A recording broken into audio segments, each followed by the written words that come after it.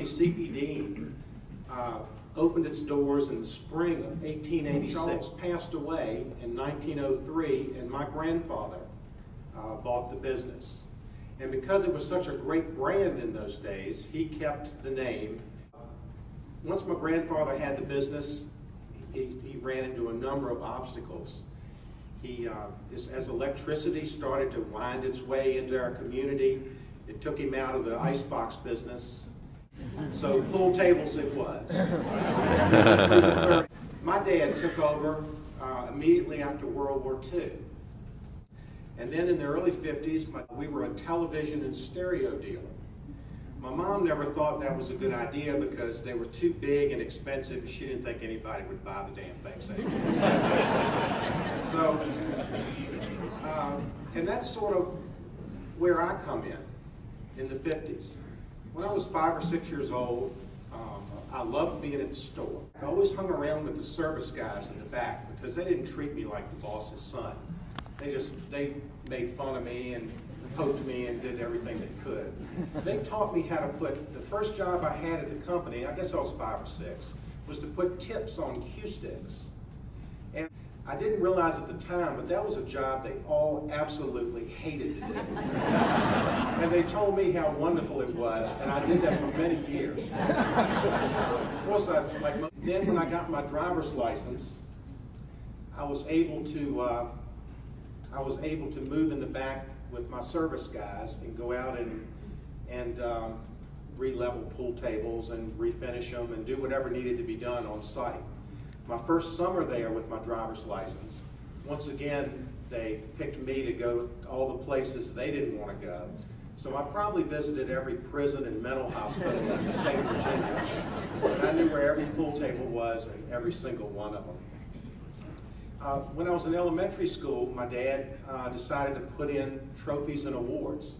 That was a big deal back then. But when it first started, he really couldn't afford to have a full-time engraver, so he brought the engraving machine home. It was called a pantograph, where you had to set the type up and you just traced it. All you had to be was a good speller. He brought it home and it sat on that dining room table for about 1.5 years. And every day when I got home from school and did my homework, my job was to engrave until dinner time and then until it was time to go to bed. And then my dad finished up with my mom after that. So I learned at a young age how important family was to a family business. And I really got my initiation early. I went to Hampton-Sydney, which I'm very proud of. Once I left there, I had my stint in the military. When I got out of there, I settled in Wildwood, New Jersey on the Jersey Shore. I was like the original Situation. And I lived a life of lifeguarded during the day, bartended at night, had a pretty decent life doing that, living on the beach. And I honed my marketing skills when I was assistant manager and bartender of the Lucky 7 bar on the boardwalk in Wildwood, New Jersey. And I created the still famous, it still goes on, the still famous swallow a goldfish, get a free beer Mondays. It was a tremendous success and it just set me off on my goals. But you know, that routine of being on the beach all day, talking to a lot of girls, hanging out in bars. I mean, with the exception of maybe Steve Barnett, who could do that? So I ended up coming back to Richmond, joining the family business, and I'm so glad I did. That was in the early 70s. I worked for my dad for, I guess I'd been there about a year, and I was, at the time I was manager of the awards department. Thought I was doing a pretty decent job, so I started going to him on a regular basis asking for a raise. It was never a good time. I heard that so many times, and y'all hear it today. It was never a good time. But I was persistent, and I kept going after him and going after him. And one day, he said, well, it's not a good time, but you're doing a good job, and maybe it's time that we got you a company car. That'll save you some money, and we'll just get you a company car. So I thought that was pretty good. He said, go ahead, take the afternoon off, get something maybe we can use for deliveries, and that'll save you some money. Well, you should have seen the look on his face the next morning because I drove up in a Porsche 911. And that is a true story. I knew then that a sense of humor is essential in the retail business. When I went to work with my dad, it started 30 years we worked together. God, it was challenging. I look at here and I know a lot of y'all who have worked with your dads. It's challenging, but God, it was wonderful. It really was wonderful. When I started off, he was my dad, but later in life, he was my business partner, and at the end, my best friend. And I still miss him today. I took the company into sporting goods. We went full line sporting goods because that's what I loved in sports.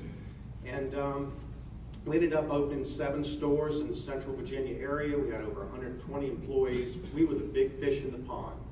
A whole generation of kids got their first cleats and their first glove at C.P. Dean. But then in the early 90s, that dreaded word that every retailer just cannot deal with, big boxes, came into this market and just changed life for many of us forever, certainly for my company. But we weren't going to give up. We were going to retrench. We were going to reinvent ourselves. So we picked the 2 things that required the absolute most service, because we knew the big boxes, they could outmarket us, they could outspend us, but there's no way they could take care of their customers better than we could. So we went back to our roots with pool tables and game rooms equipment, and we also kept our trophies and awards and expanded both of those because we knew we could do that better than anybody. And we then became the big fish in the pond with those 2 things. In 2007, our company was the 18th largest billiard dealer in the country. I don't know where we were since then, because I think in late 2008, that guy who kept the statistics probably lost his job. So I haven't heard anything since then. Sometimes my friends who are now getting close to retirement age, I don't know how they got so old so quick, but they ask me, what keeps you going? Why do you keep going? And I want to let you in on a secret. It's the community commitment of people like Gary Glover, the Purity Cleaners with his Coke program, or Mark Smith with his Feed More program for kids. It's the passion that Franco Ambrosi puts into his business and Patrick puts into his, the love of what they do. And it's also about, and keeps me going, the innovative marketing and just unbelievable business savvy of Gary Weiner and Saxon Shoes. You guys are what keeps me going, and I could never thank you enough. Also, these guys and many of you out there set this bar high in our community, very high, and our people of Richmond benefit from it every single day, and I'm just glad to be a part of that. I want to thank my family for being with me through all this, my family at home, and my family at C.P. Dean. Over half of my employees have been with me over 20 years. And you saw some of them today. And sometimes the line of family is blurred between your home family and your work family. But they each bring so much to me to keep me grounded, not let my head get too big, let me think that I'm more than I am. And I thank Donna and my home family, and certainly my work family, for allowing me to follow my dreams and accomplish just about everything that I wanted to accomplish. I love retail.